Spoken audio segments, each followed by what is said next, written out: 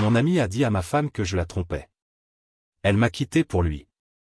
Mais, 5 ans plus tard, la vérité l'a détruite. J'ai tout perdu du jour au lendemain. Ma femme, mon mariage, ma dignité. Tout ça à cause d'une vidéo qu'elle n'aurait jamais dû voir. Mais tu sais ce qu'on dit à propos de la vérité? Elle trouve toujours un moyen de refaire surface. Et quand elle l'a fait, elle a détruit bien plus qu'un simple mariage. J'ai toujours pensé être un homme intelligent. Pas un génie, ni un milliardaire playboy, mais au moins quelqu'un qui savait lire les gens. Je croyais savoir en qui je pouvais avoir confiance.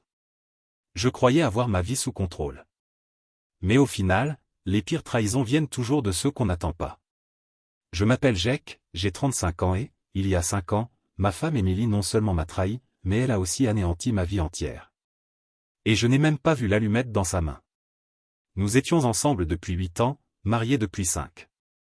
Je travaillais dans l'informatique, j'avais un emploi stable, je gagnais bien ma vie et, même si je n'étais pas parfait, j'étais loyal.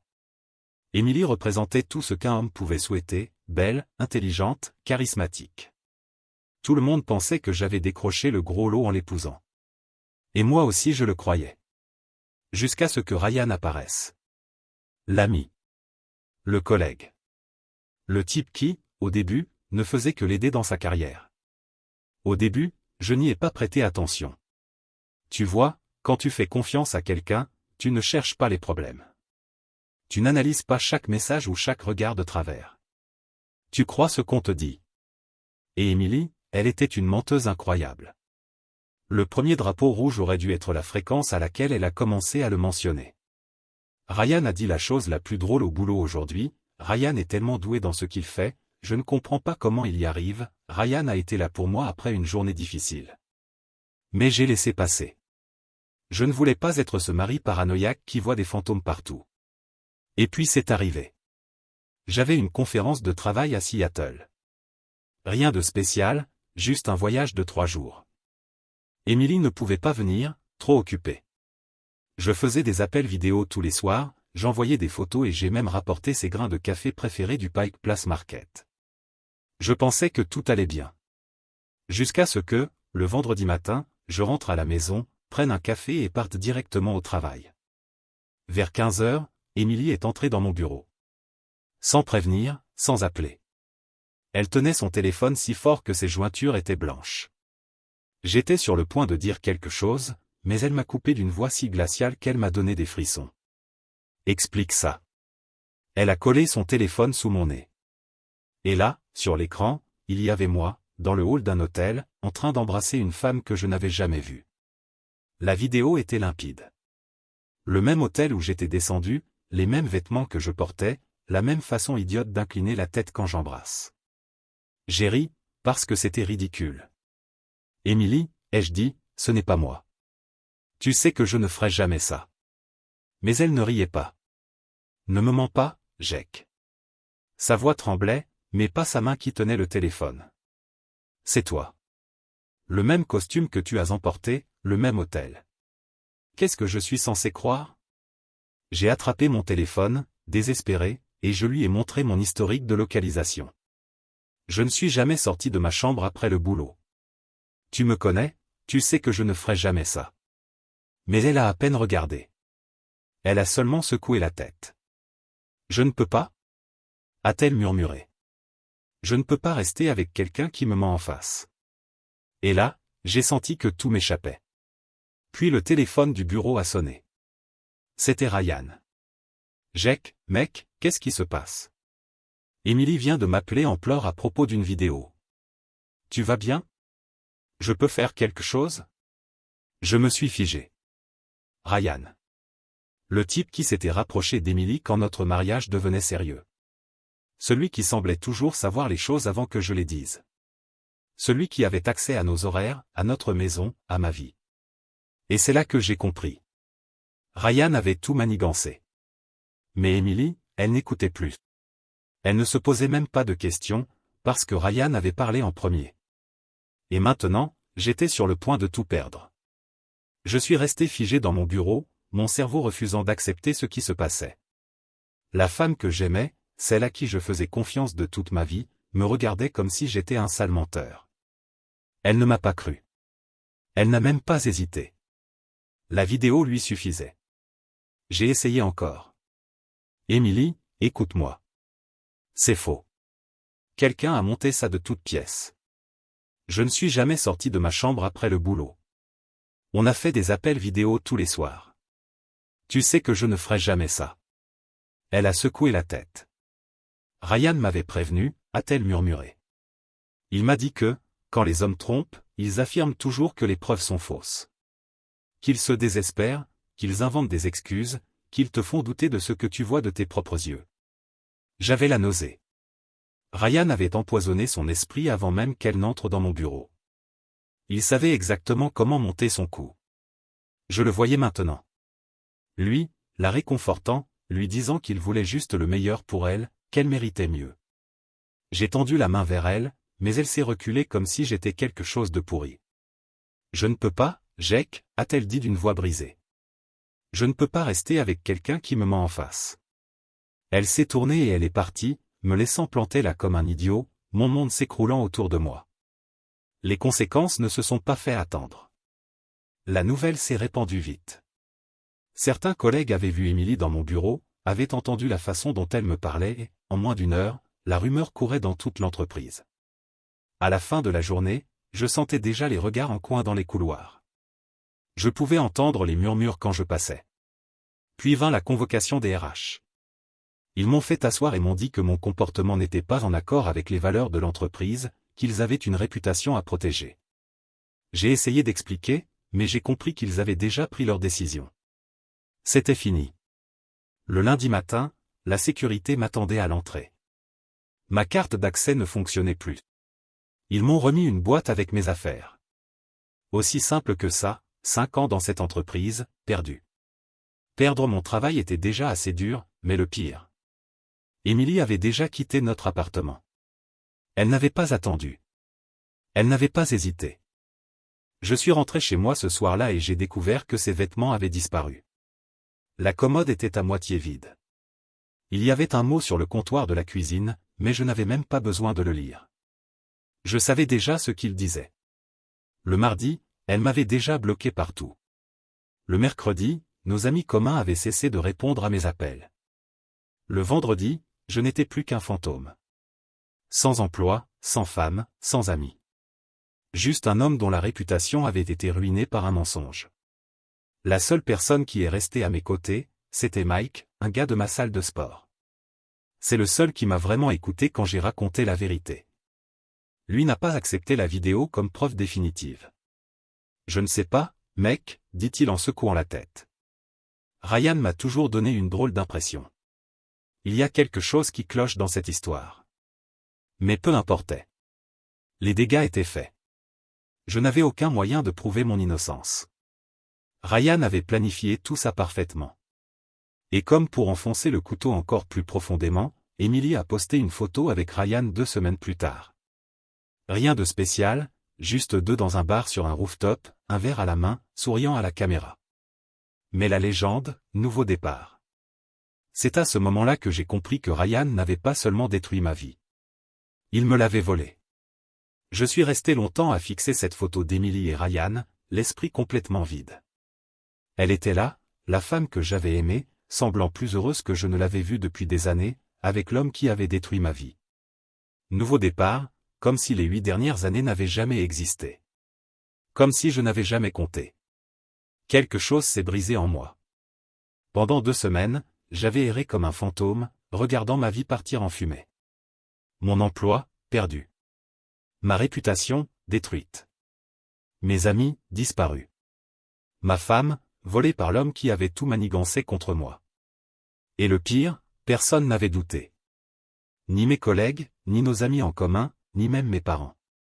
Quand ils ont appris le scandale de l'infidélité, ma mère m'a appelé en pleurant, me disant à quel point elle était déçue. Mon père m'a dit de me comporter en homme et d'assumer mes actes. Ryan n'avait pas seulement pris Émilie. Il avait tout pris et s'en était sorti indemne. Du moins, c'est ce qu'il pensait. Je savais une chose avec certitude, si je voulais récupérer ma vie, je devais arrêter de me comporter comme une victime. Je devais penser comme Ryan. calculateur, froid et impitoyable. Alors, j'ai fait quelque chose que je n'avais pas fait depuis des semaines, j'ai commencé à enquêter. Étape 1, trouver les failles. Ryan était très malin, trop parfait. Il avait planifié ça pendant des mois, ce qui signifiait qu'il devait y avoir des preuves quelque part. J'ai relu d'anciens messages, emails, n'importe quoi qui pourrait me dire depuis combien de temps il préparait son coup. Il ne m'a pas fallu longtemps pour remarquer quelque chose d'étrange. Ryan avait commencé à envoyer beaucoup plus de messages à Emily quelques mois avant l'apparition de la fausse vidéo. Au début, c'était banal. Puis c'est devenu personnel. Et ensuite, intime. C'est là que j'ai compris, Ryan n'était pas simplement apparu après le scandale. Il travaillait sur Emily depuis des mois, la retournant lentement contre moi, plantant des graines de doute, préparant le terrain pour ma chute. La vidéo n'avait été que le dernier clou dans mon cercueil. Mais la question restait, comment diable avait-il fait ça? Je savais que la technologie des deepfakes existait, mais ce n'était pas bon marché.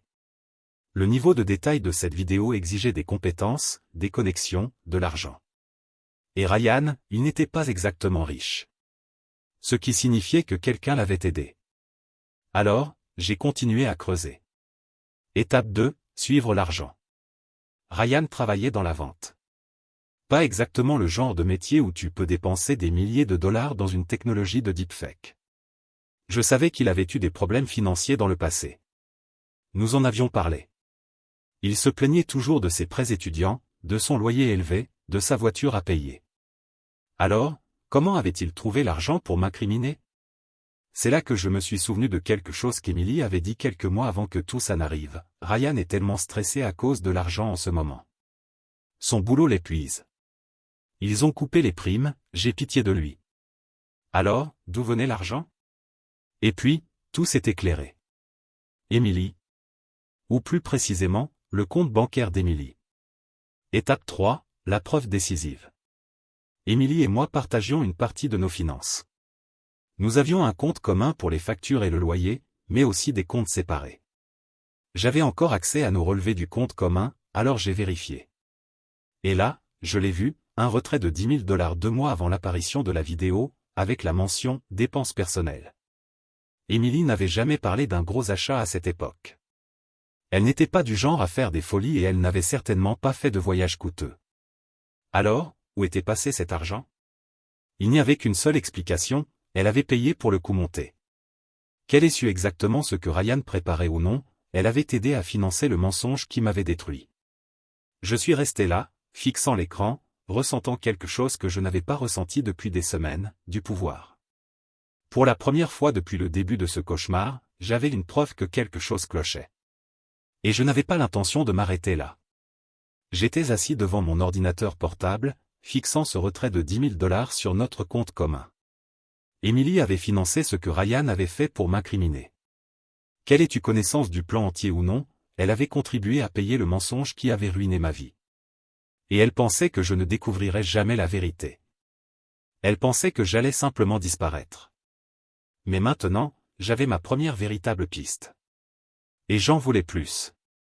J'ai commencé à chercher tout autre signe suspect, anciens messages, emails, même nos relevés téléphoniques. Et c'est là que j'ai trouvé quelque chose.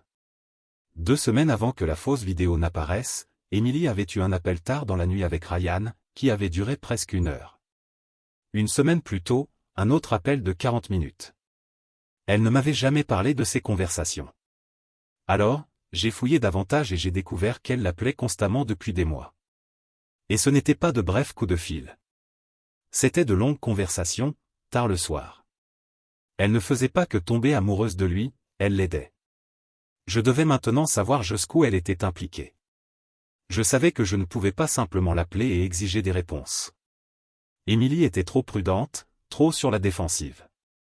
Elle aurait raccroché au moment même où j'aurais commencé à poser de vraies questions. Alors, à la place, j'ai appelé quelqu'un d'autre, quelqu'un qui me devait encore la vérité. J'ai appelé Chris. Chris était un ami en commun, ou du moins il l'était autrefois. Il faisait partie de ceux qui m'avaient ignoré après le scandale. Mais avant ça, il était proche de moi et d'Emily. Il a décroché au 3e appel. Jake, sa voix était hésitante, comme s'il n'était pas sûr de devoir me parler. J'ai besoin de te demander quelque chose, ai-je dit. Et j'ai besoin que tu me dises la vérité. Il a soupiré.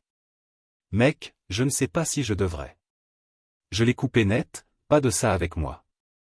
Toi et moi savons que quelque chose cloche dans toute cette histoire. Je ne vais te demander qu'une seule fois, Émilie savait-elle? Silence. Un silence long, coupable. Puis enfin, il a expiré bruyamment. Elle savait quelque chose, a-t-il admis.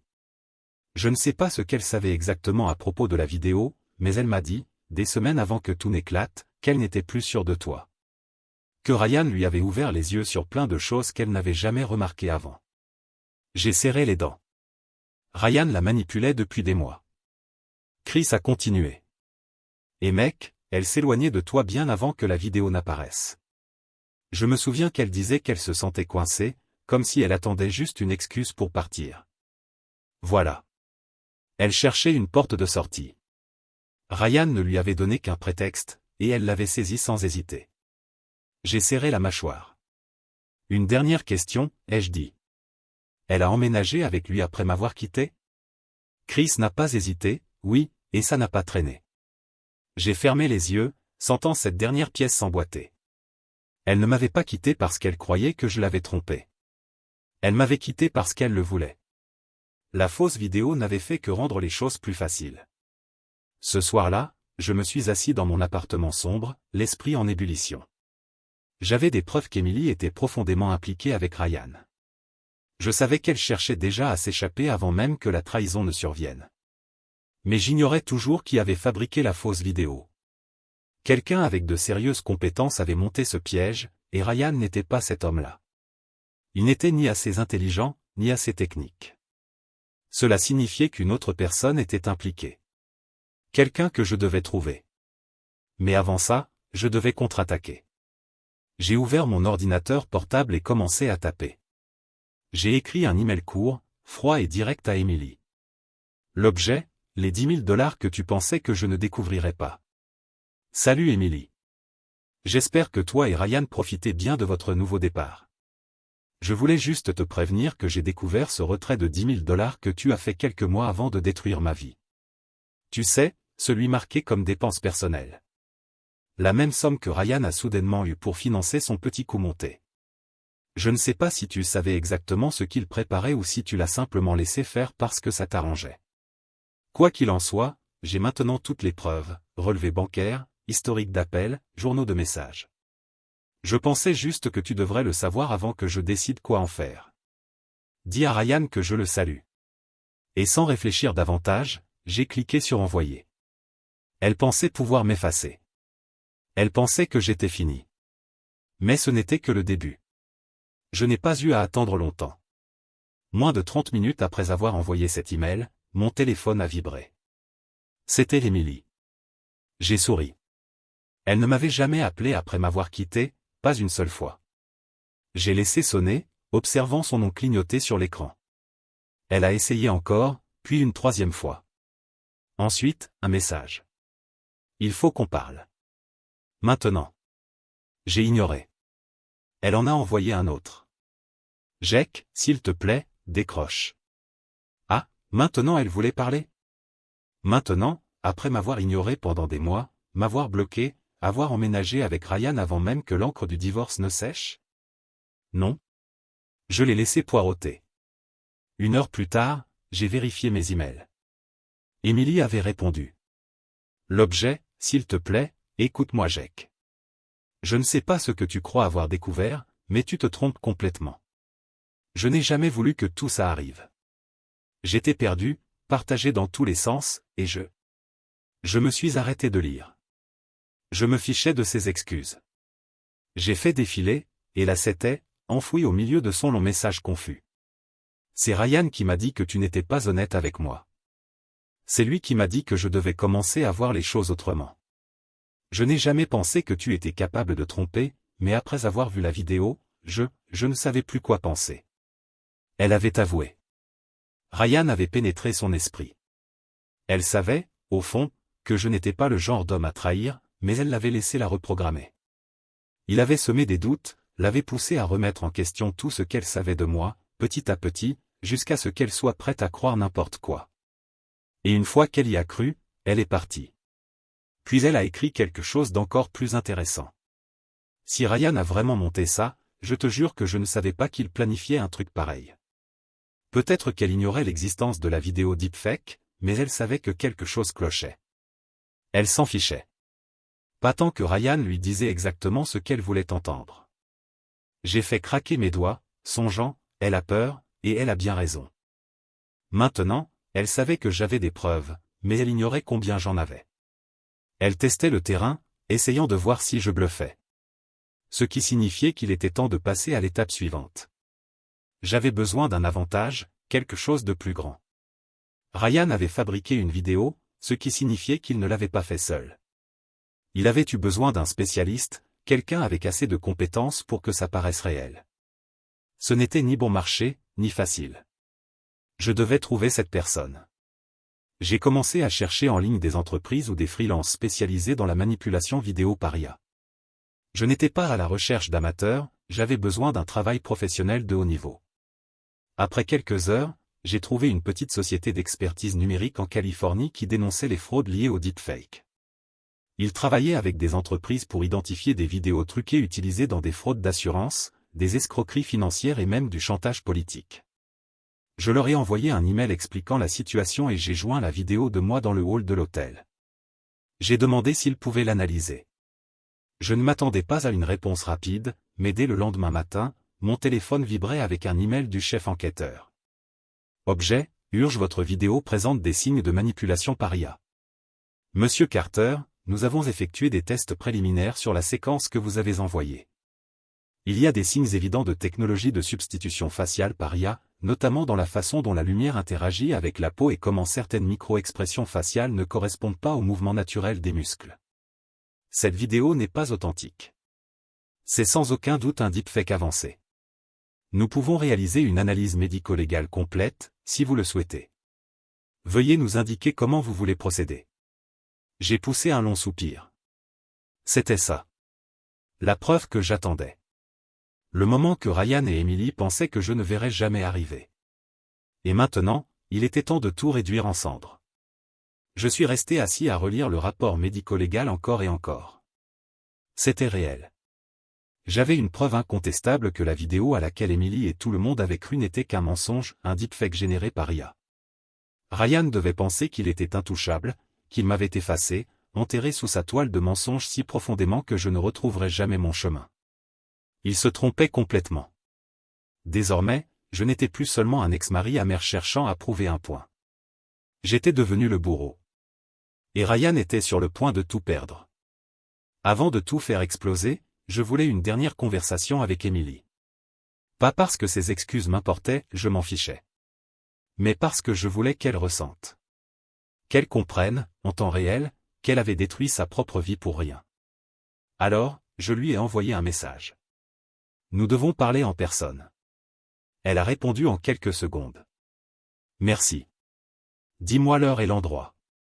Je lui ai dit de nous retrouver dans un café tranquille près de mon ancien bureau, un terrain neutre. Le lendemain après-midi, je suis entré et je l'ai vue assise là, tripotant nerveusement une tasse de café. Elle m'a regardé avec espoir, comme si elle croyait qu'il y avait encore une chance de réparer les choses. Je me suis assis, j'ai sorti mon téléphone et l'ai fait glisser sur la table. Lisa. Elle a hésité avant de lire l'email de l'équipe médico-légale.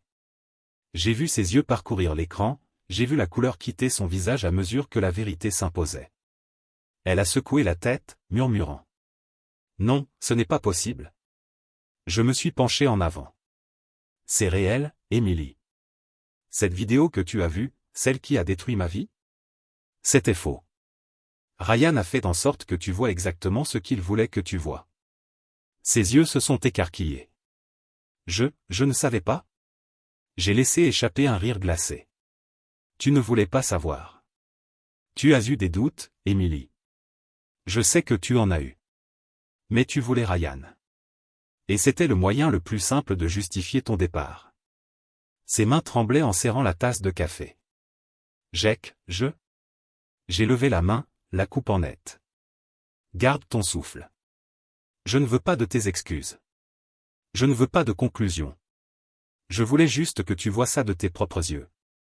Elle semblait au bord des larmes. Mais je m'en fichais. Elle méritait ce regret. Et je n'avais pas encore terminé. Prochaine étape, le travail de Ryan. Ryan travaillait dans une grande société, du genre avec une politique éthique stricte.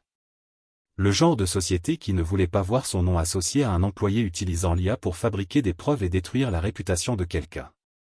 Alors, je me suis assuré que ses supérieurs reçoivent un email. Je leur ai envoyé tout, l'analyse médico-légale, la preuve que la vidéo était fausse, le fait qu'un de leurs employés avait utilisé l'IA pour se venger personnellement. Et j'ai attendu. Ça n'a pas pris longtemps. Moins d'une semaine plus tard, Ryan a été licencié. Et ce n'était pas discret. C'était un scandale total. La société avait des investisseurs, et ils ne voulaient pas que leur nom soit associé à un employé qui avait utilisé un deepfake comme arme. Il a été éjecté si vite qu'il n'a pas dû comprendre ce qui lui arrivait. Et, pour enfoncer encore plus le couteau, j'ai fait en sorte que chaque entreprise de son secteur reçoive une copie du rapport. Bonne chance pour retrouver du travail, Ryan. Tu dois te dire, c'était suffisant, non? Pas du tout. Ryan m'avait pris mon mariage, ma réputation, ma carrière. Je n'allais pas m'arrêter avant qu'il ne ressente chaque gramme de ce qu'il m'avait fait subir. Alors, j'ai cherché un avocat. Ce que Ryan avait fait n'était pas qu'une erreur. C'était une fraude.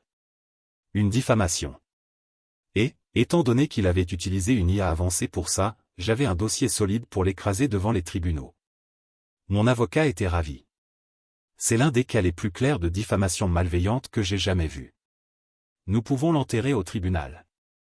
Et c'est exactement ce que nous avons fait. Ryan a reçu une assignation pour un procès colossal. Il a tenté de se défendre. Il a même essayé de m'appeler, suppliant que j'abandonne. J'ai laissé filer en messagerie vocale. Et puis, j'ai poursuivi Emily aussi. Parce que, devine quoi? Elle avait utilisé notre argent commun pour financer la destruction de ma vie. Ça s'appelle une conspiration. Elle a pleuré au tribunal, a essayé de dire qu'elle avait été manipulée, qu'elle ne savait pas ce qu'elle faisait. Le juge s'en fichait. À la fin, Ryan était ruiné. Emily, détruite. Et moi, j'ai récupéré chaque centime que j'avais perdu. Ça a pris 5 ans. Mais, enfin, j'ai gagné. Je n'ai pas seulement survécu. J'ai prospéré. Avec l'argent de l'accord, j'ai ouvert ma propre société, une société de conseil en technologie où je contrôlais vraiment mon avenir. J'ai déménagé dans une nouvelle ville. J'ai rencontré quelqu'un de vrai. Quelqu'un qui ne jouait pas à des jeux. Qui n'écoutait pas les serpents comme Ryan. Qui m'aimait vraiment pour ce que j'étais. Et Ryan? La dernière fois que j'ai entendu parler de lui, il travaillait dans un petit boulot sans avenir, fauché et seul. Emily? Elle a essayé de me recontacter. Elle a dit qu'elle regrettait tout. Qu'elle n'aurait jamais dû écouter Ryan. Qu'elle n'avait pas compris ce qu'elle avait jusqu'à le perdre. Je n'ai jamais répondu. Elle avait fait son choix. Et moi, j'ai fait le mien. Ne jamais regarder en arrière. Commentaire Monsieur Reddit. Ah, quelle surprise! Emily n'a réalisé qu'elle avait été utilisée qu'après avoir tout perdu. Apparemment, le manuel de la naïveté inclut un chapitre sur les larmes tardives. Et Ryan? De manipulateur triomphant à chômeur ruiné, on aurait presque pitié, presque. Morale de l'histoire, quand on mise tout sur le mensonge, la vérité finit toujours par encaisser les intérêts.